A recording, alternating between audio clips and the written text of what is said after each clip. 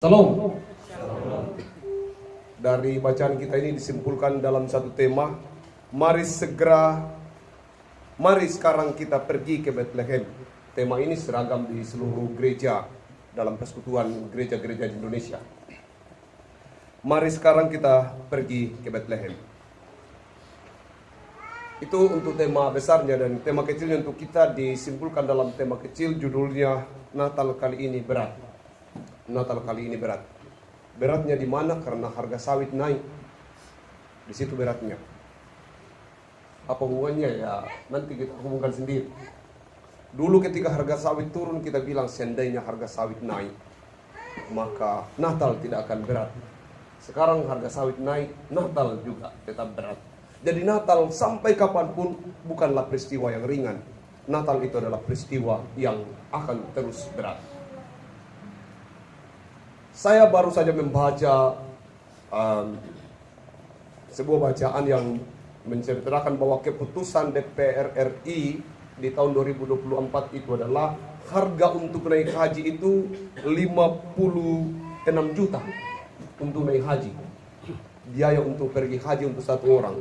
Dan untuk pergi haji tidak harus PNS, tidak harus pengusaha, tidak harus orang yang punya banyak harta. Tetapi ada juga tukang becak yang naik haji, ada tukang bakso, ada hanya penjual-penjual sayur. Ada banyak orang yang penghasilannya sepertinya tidak mungkin, tapi pergi naik haji. Kenapa mereka pergi naik haji? Ternyata bahwa mereka memang mempersiapkan itu dalam hidup mereka. Jadi bukan persoalan siapa yang punya, tapi siapa yang siap, siapa yang mau. Suara malaikat. Untuk pergi ke Bethlehem, gembala mengambil keputusan itu ketika mereka mendengarkan suara malaikat. Pengambilan keputusan hanya mampu diambil oleh gembala ketika mereka sudah mendengarkan suara malaikat atau suara Tuhan. Gembala itu pekerjaan paling terakhir dalam kehidupan orang Yahudi.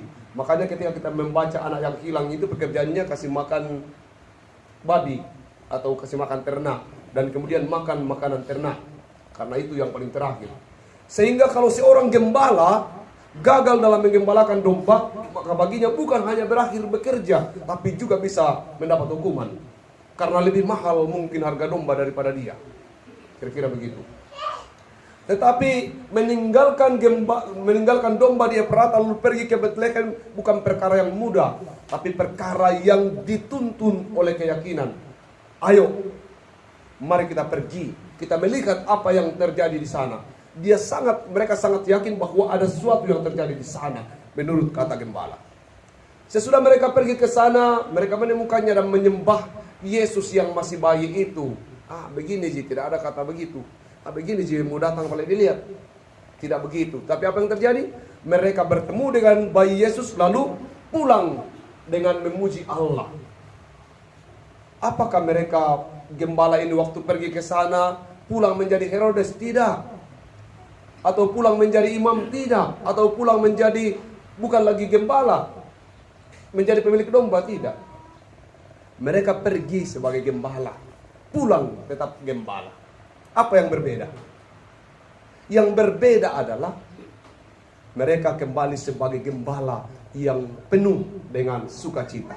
Mereka memuji Allah. Itu mungkin juga kita, dan banyak orang berkata, Pak Pendeta sudah banyak saya korbankan untuk gereja, sudah banyak saya korbankan untuk persekutuan, tapi hidup saya begini terus tidak ada yang berubah. Hidup ini sesudah Anda memberi sesuatu untuk pekerjaan Tuhan, hidup dan status Anda tidak akan berubah, tetapi hati, jiwa, dan iman Anda yang akan berubah.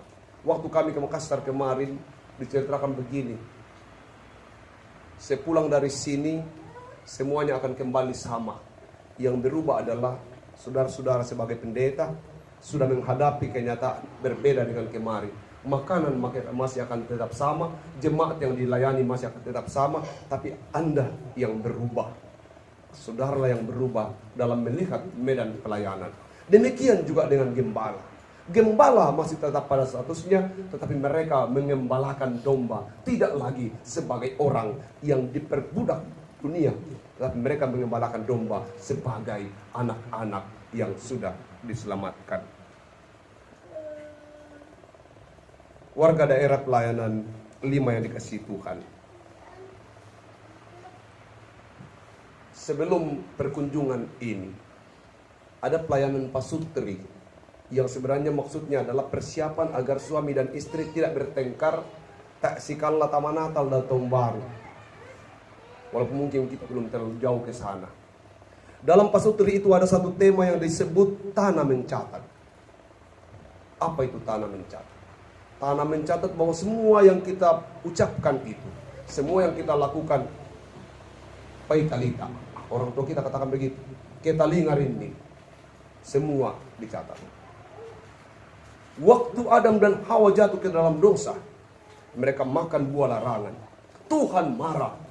Tapi kemarahan Tuhan itu dilimpahkan kepada ular. Tuhan berkata kepada gara-gara kau ular, maka terkutuklah kau. Kau akan melata di tanah dan makananmu adalah debu.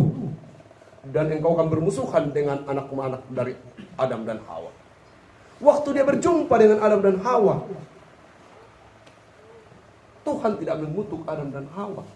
Justru dia berkata, terkutuklah tanah karena dosamu. Tuhan begitu sayang sama Adam dan Hawa, sehingga yang dimarahi itu adalah tanah. Akibat saking marahnya Tuhan, tanahlah yang dikutuk. Maka tanah memunculkan onak dan duri.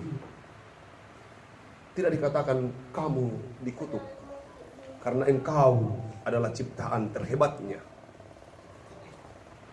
Sesudah itu, waktu cerita Kain dan Habel, gara-gara persembahan, Kain ini tidak begitu serius memberi persembahan. Di bosi. Itu Kain. Begitu ceritanya. Kita cerita di sekolah minggu itu. Jangan sampai saya yang salah cerita. Kikir itu Kain. Tapi kita tidak pernah cerita begitu. Nanti di sudah besar mungkin jadi bisa dikasih tahu. Saking kikirnya, itu yang terjadi. Akhirnya kecemburuannya muncul lalu bunuh adiknya. Waktu dia bunuh adiknya tidak ada yang tahu. Tapi apa kata Tuhan? Darah adikmu berteriak dari tanah. Waktu dia katakan, aku akan membunuh adikku. Darah adikmu berteriak dari tanah. Artinya apa? Tanah mencatat semua yang kita lakukan. Dalam perjalanan Natal yang berat ini, ada banyak tanggungan-tanggungan yang kita tanggung. Kita diperhadapkan dengan tanggungan yang luar biasa. Mungkin kita masuk bulan-bulan cerita sampai cerita. Ini di pasutri ini. Cerita sampai cerita, katanya mendasar di gereja, kalau babu bawa tanggung. Kita bayar tapi kita manemu-nemu. Nah, catat tanah. Dan itu dilaporkan oleh tanah ke Tuhan. Memang kita selesaikan, tapi tidak di dalam ungkapan hati. Tanah mencatat seluruh hal yang kita buat. Lalu tanah menjadi gersang. Ada pemahaman yang salah dalam hidup ini. Kita berpikir bahwa yang diberkati itu kebun sawit. Bukan kebunmu yang diberkati. Bukan pekerjaanmu yang diberkati. Yang diberkati Tuhan itu adalah Adam dan Hawa. Engkau, kita yang diberkati Tuhan. Itulah alasannya ketika kita berdoa katakan, apapun yang engkau kerjakan, maka engkau akan terberkati. Bukan tanah di mana engkau bekerja yang diberkati, tapi engkau yang diberkati sehingga tanah yang kau kerjakan menghasilkan buah. Engkau yang diberkati sehingga di sekolah, di kantor di mana engkau bekerja, engkau mendapat gaji yang layak dan pantas. Engkau diberkati sehingga kepadamu diberi jabatan yang pantas dan cocok untuk dirimu. Jangan katakan, jangan lebih mencintai kebun daripada Tuhan. Jangan lebih mencintai jabatan pekerjaan daripada Tuhan. Engkau hidup dari Tuhan, bukan dari tanah yang engkau kelola. Sehingga walaupun mungkin engkau kehilangan kebun, percayalah, karena Tuhan memberkatimu, maka engkau akan menemukan pekerjaan di mana Tuhan akan memberkati hidupmu. Jangan engkau menggantungkan hidupmu pada kebunmu, pada pekerjaan profesimu, tapi gantungkan hidupmu kepada Tuhan. Karena engkau yang diberkati Tuhan. Walaupun engkau keluar dari rumahmu dengan telanjang, tapi berkat Tuhan akan mengikutimu kemana engkau pergi, asal engkau hidup dalam iman. Bagaimana kita harus ke Bethlehem? Kuncinya itu, aku ini orang diberkati. Aku memang tidak punya apa-apa, tapi aku percaya bahwa kalau aku mampu melakukan sesuatu untuk Tuhan, aku memberi untuk Tuhan dari kekuranganku. dari ketidakpunyaanku. Aku percaya bahwa Tuhan akan memberkatiku, sehingga semua hal yang kukerjakan akan menjadi berkat bagi hidupku. Beberapa waktu yang lalu saya memposting di beranda Facebook saya bahwa kaya itu bukan karena kita mampu membeli, tapi kaya dalam konsep Kristen itu karena kita mampu memberi. Jadi kita semua potensi untuk itu. Tapi betapa sulit kita menunggu waktu di mana kita kaya, lalu kita akan memberi. Padahal sebenarnya kita memberilah, dengan memberi kita dimampukan untuk kaya. Mari kita ke Bethlehem. Ke Bethlehem butuh biaya yang besar. Biayanya adalah gembala. Gembala pertama yang dipanggil Lando. Kenapa gembala pertama dipanggil? Kenapa bukan orang Majus? Kan lebih penting emas, kemenyan, dan mur. Dan itu yang ada dalam pikiran kita. Kenapa gembala pertama dipanggil? Tuhan menginginkan hatimu dibanding hartamu. Untuk ke Bethlehem butuh hati, butuh iman, dan butuh hati. Kalau imanmu bicara, berapapun biaya ke Bethlehem, engkau pasti berkata, mari kita ke Bethlehem. Selamat mempersiapkan diri merayakan Natal. Natal kali ini berat, karena Bethlehem itu adalah apa? Bethlehem itu rumah roti. Apa itu rumah roti? Rumah roti adalah rumah dari segala kehidupan. Makanya Yesus berkata, akulah roti hidup. Nenek moyangmu telah makan manna di padang gurun dan mereka semua telah mati. Bethlehem, rumah roti. Yesuslah sumber dari segala kehidupan. Jikalau engkau makan dan minum dari situ, engkau tidak akan lapar dan haus lagi. Yang kedua, Bethlehem itu apa? Bethlehem itu, kandang di Bethlehem itu namanya Migdal Eder. Migdal Eder itu artinya tempat kandang yang dipakai untuk mempersiapkan korban. Jadi masuk domba untuk korban bakaran, diseleksi di situ, diperiksa cukupkah kakinya. Kedapatan dapil 4, ada yang kurang kakinya kemarin, tuan rumah tuh. Jadi maksud saya, diperiksa itu kakinya domba, diperiksa semua, tidak catat kini domba. Di situ dikasih mandi, dicuci, dibersihkan, baru kemudian layak dipersembahkan.